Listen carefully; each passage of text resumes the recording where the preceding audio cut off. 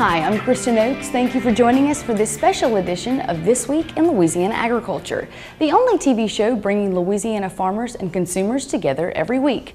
Well, I'm here at the Audubon Aquarium of the Americas in New Orleans, which is just a few blocks away from the site of the 92nd annual meeting of the Louisiana Farm Bureau Federation.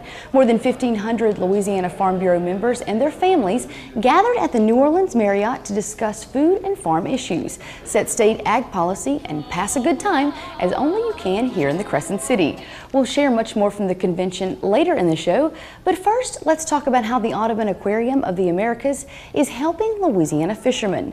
According to the Louisiana Seafood Promotion and Marketing Board, 1 out of 70 jobs in the state is related to the seafood industry. That's why research is being done by the Audubon Institute may help keep those jobs around for generations to come.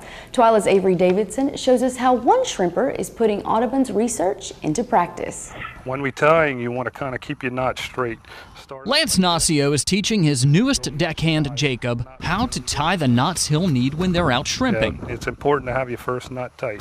Nacio is also taking steps to ensure there are shrimp and fish for future generations. He uses nets with turtle excluder devices and fisheye bycatch reduction devices. They're designed to keep the bycatch, or unwanted fish, from going into his nets. We don't need too much stuff in our way when we're processing. We want to process good, clean shrimp.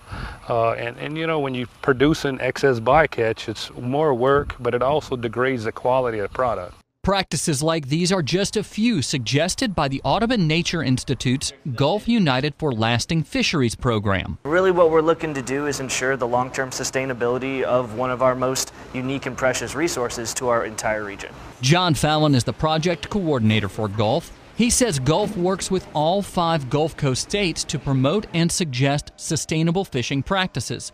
Juliana Mullen is Gulf's assistant director. She says fishing in the Gulf of Mexico has a lot in common with farming. Down here in the Gulf, we have fisheries that more closely resemble annual crops.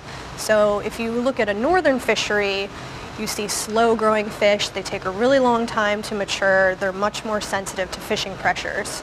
Down here, we have fisheries that bounce back really quickly. They're more tied to the environment, but generally they're very robust, and so they haven't been subjected to the same pressures and the same kind of deleterious effects from fishermen.